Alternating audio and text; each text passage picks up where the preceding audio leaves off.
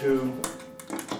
I'm Paul Matisse. I'm an artist, and I live in this church, and have lived in this church since about 1981.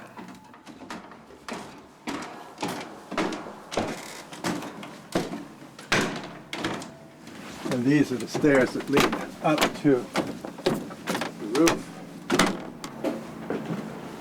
So here's the pendulum, and up one more flight of stairs, we get to the clock room. The church had, when I bought it, a wonderful tower clock in it.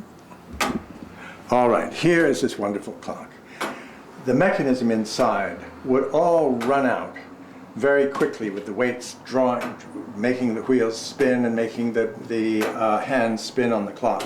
But it's prevented, and it's prevented by a beautiful little escapement, a two-pronged arc in there. One prong goes in and stops the wheel from turning. The next prong on the other side does the same thing.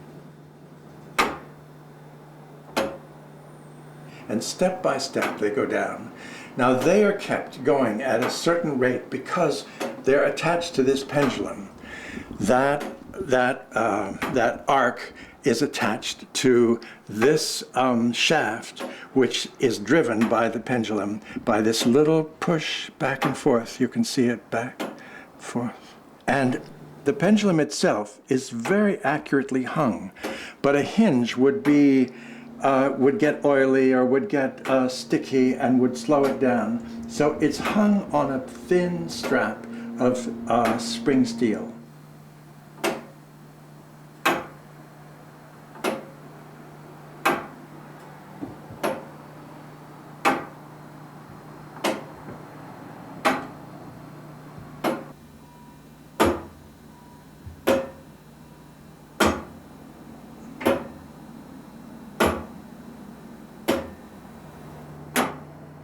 The escapement in this is driven by the pendulum, but at the same time, it is also driving the pendulum.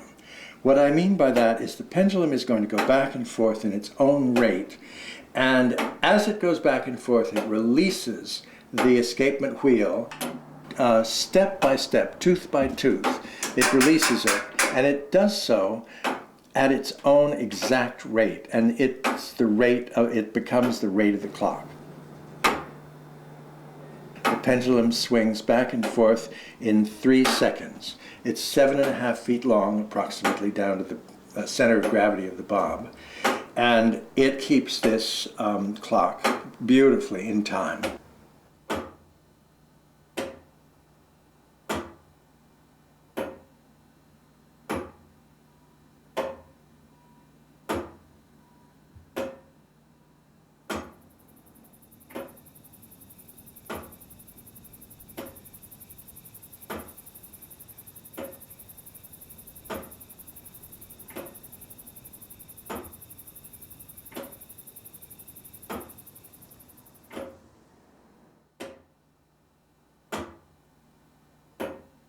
This is a temperature compensating pendulum.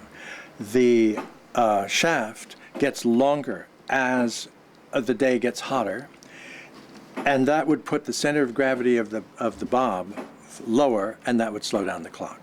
So they found that if they rest the bob with an extension on a nut on the end of the shaft, then the bob will expand when it gets hotter, and it will push the center of gravity back up to where it really wants to be. So it was a very beautiful 1897 temperature compensating pendulum.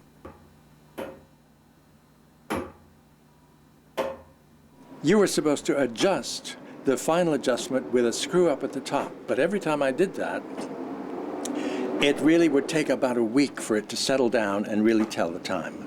And so I reverted to the way they do it in England, where they make a tray above the bob, and if you put some weights on the tray, you essentially make the bob center of gravity higher, and therefore the pendulum is shorter, and therefore the clock goes faster. Or if you want to make the clock go slower, you simply take the weights off.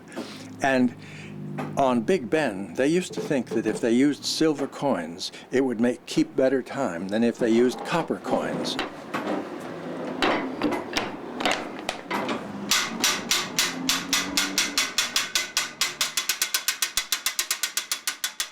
This clock gets wound twice a week. First, we wind the strike side, which raises the hammer to strike the bell.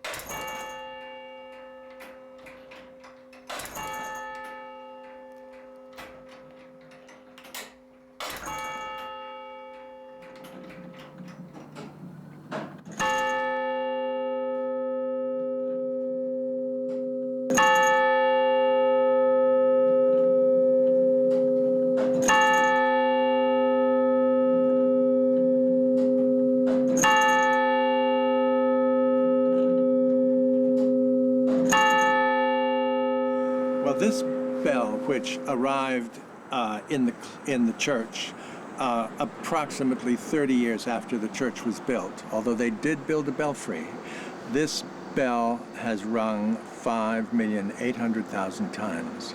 That's sort of an extraordinary number, and it's been driven by a clock that has worked all that time for 100 years without any major repairs, just oiling, just winding.